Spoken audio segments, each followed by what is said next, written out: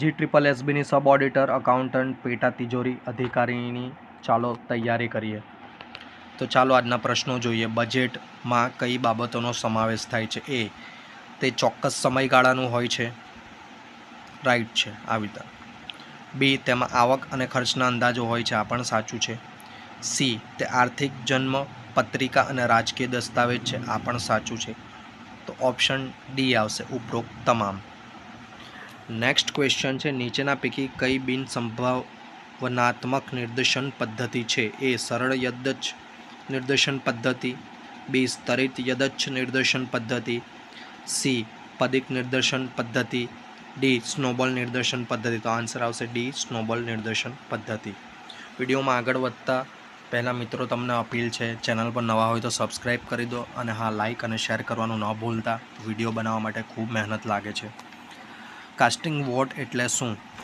એ રદ થયેલ મત, બી બંને પક્ષે સરખું મતદાન થતાં અધ્યક્ષે આપવાનો મત, સી જે એક મતથી સત્તાનું પલ્લું નમે તે, કે ડી લવાદ દ્વારા અપાતો મત. તો આન્સર આવશે બી.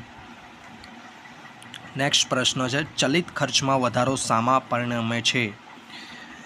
પીવી રેશિયો વધે છે, ફાળાનો ગાળો ઘટાડે છે, નવો નફો વધારશે, કે ડી ઉપરોક્ત પૈકી એક પણ નહીં. તો આન્સર આવશે બી, ફાળાનો ગાળો ઘટાડે છે. નેક્સ્ટ ક્વેશ્ચન છે, નીચેનામાંથી કયું વાક્ય પ્રાથમિક ખાદ્યની બાબતમાં સાચું છે?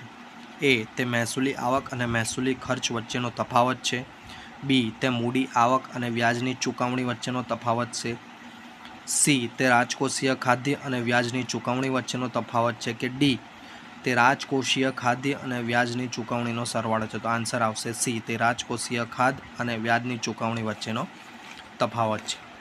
નેક્સ્ટ પ્રશ્ન તરફ આગળ વધીએ છીએ. નીચેના કરને ધ્યાનમાં લો: કોર્પોરેશન વેરો, કસ્ટમ ડ્યુટી, સંપત્તિ વેરો, આબકારી વેરો. ઉપરના પૈકી કયા પરોક્ષ કર છે?